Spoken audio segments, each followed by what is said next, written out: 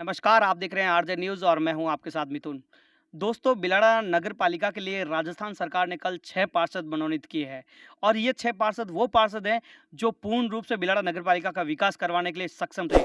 जिनके द्वारा जिनके कार्यविधि से, जिनकी कार्यप्रणाली से सरकार ने खुश होकर इनको ये पद दिए हैं और आज एक ऐसे ही पार्षद हमारे साथ में हैं तेजाराम जी चोइल, जिन्होंने अपनी कर्मठ कार्यकर्ता के तौर पर प्रशासन और सरकार में अपनी छवि बनाई है। सरकार ने आज इनको मनोनीत के रूप में यहाँ पर नगर पालिका बिलाड़ा में भेजा है। तो आइए इनसे कुछ बात करते हैं कि किस तरीक़ा की ये कार्यविधि आगे इनकी रहेगी और कौन-कौन से कार्य पिछली सरकार के समय इन्होंने अपने समय में करवाए थे। तेजाराम जी, बहुत-बहुत स्वागत है आपका। बहुत-बहुत धन्यवाद साहब। और तेजाराम जी, मैं आपसे ये जानना चाहता हूँ, सरकार ने आपको क्या सोच समझकर ये जो आपको पार्षद मनोनीत किया इस बार? सबसे पहले तो मैं आरजे न्यूज़ राजस्थान का आभार व्यक्त करना चाहता हूँ। और इस कड़ी में आगे मैं मेरा नाम तेजाराम चोइल है, पूर्व पार्षद 2015 से लगा के 2020 में कांग्रेस के कार्यकाल में मैंने निकाला है।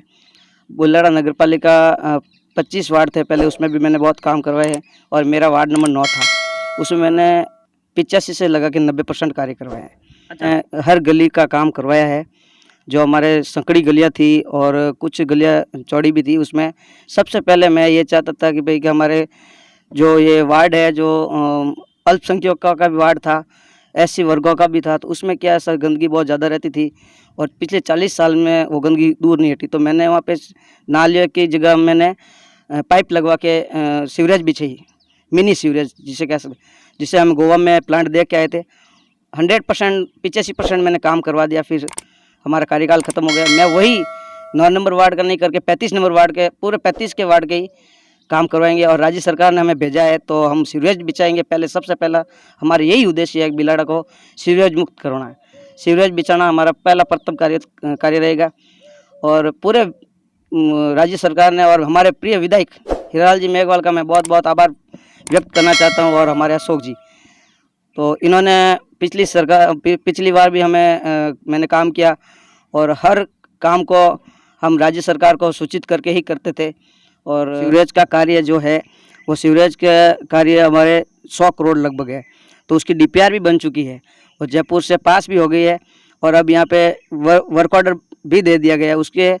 और अब एक सीवरेज का जो पानी इकट्ठा होगा वो हमारे ट्रीटमेंट प्लांट पतालेवास बना हुआ है सफाई का, उसमें उसके पास ही हमारे एक 9 करोड़ लगभग वो एनआईटी बन के जारी भी हो गई है, उसका डीपीआर भी बन चुकी है, राज्य सरकार को भेज दी गई है। सबसे पहले हम यही करेंगे, सीवरेज बना के ही छोड़ देना ये हमारा उद्देश्य नहीं। उसका जो पानी, गंदा पानी है, सबका ट्रीटमेंट प्लांट उसका ज़रूर तैयार करके हम उसका भी उपयोग करना चाहते हैं। हर चीज़ वेस्टेज नहीं करना चाहते हम, और राज्य सरकार यही चाहती है कि छोटे छोटे, क्यों कोरोना काल है, बजट की कमी है, पूरे हिंदुस्तान में बजट की कमी है, उसके मद्देनज़र रखते हुए हम हर एक प्रत्येक छोटी छोटी चीज़ को बचा के चलेंगे तो ये देश बचेगा, ये राज्य बचेगा।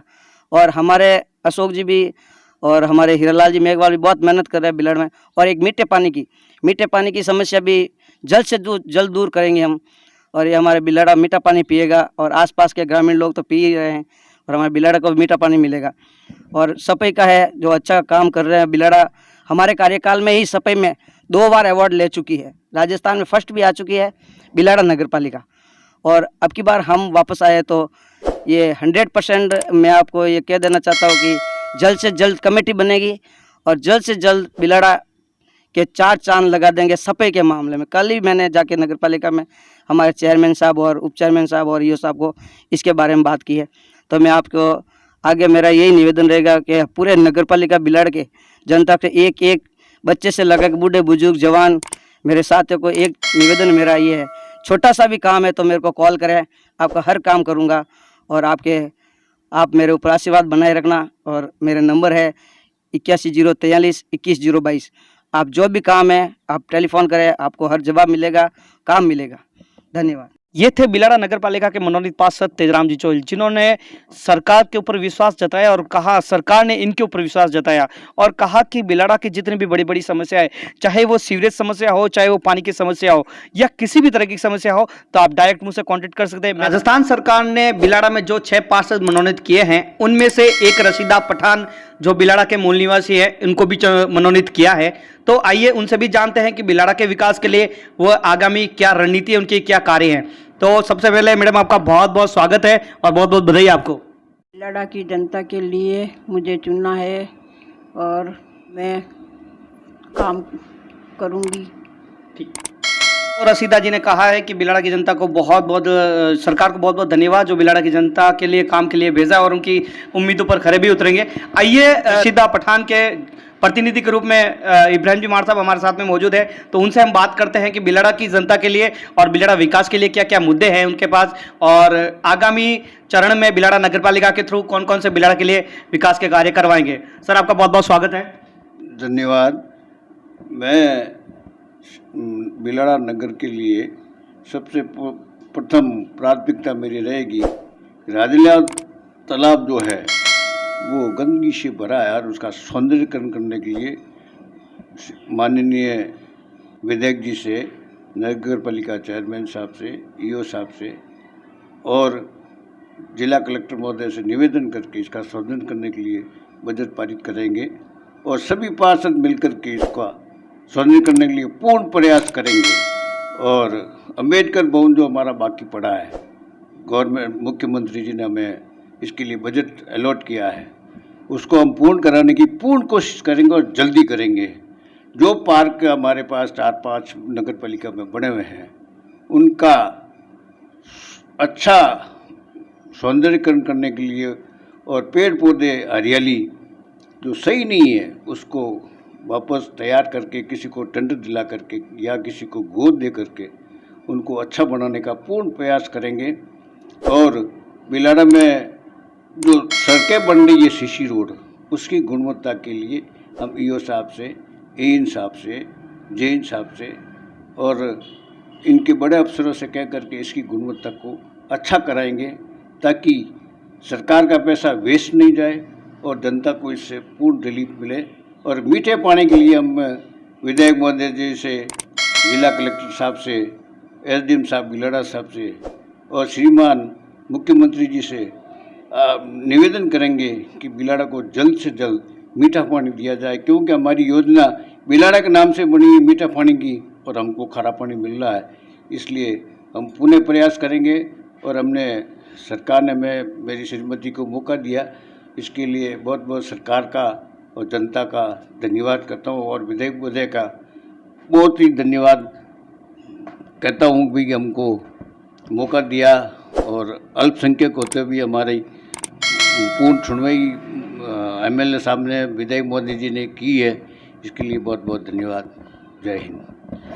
तो इब्राहिम जी मार साहब ने कहा कि सरकार ने इनको मौका दिया है तो ज़रूर बिलाड़ा की जनता की उम्मीदों पर ये खरा उतरेंगे और बहुत सारे ऐसे मुद्दे बनाए, चाहे मीठा पानी हो और चाहे पार्क की व्यवस्था हो, चाहे सड़कों की व्यवस्था हो, कहने का मतलब चाहे राजौला तालाब का सौंदर्यीकरण हो, ये सारी मुद्दे इनके जहन में अभी हैं और इन मुद्दों को ये पूर्ण करवा कर एक अच्छे बिलाड़ा, एक सौंदर्य बिलाड़ा का निर्माण ये करवाना चाहते हैं।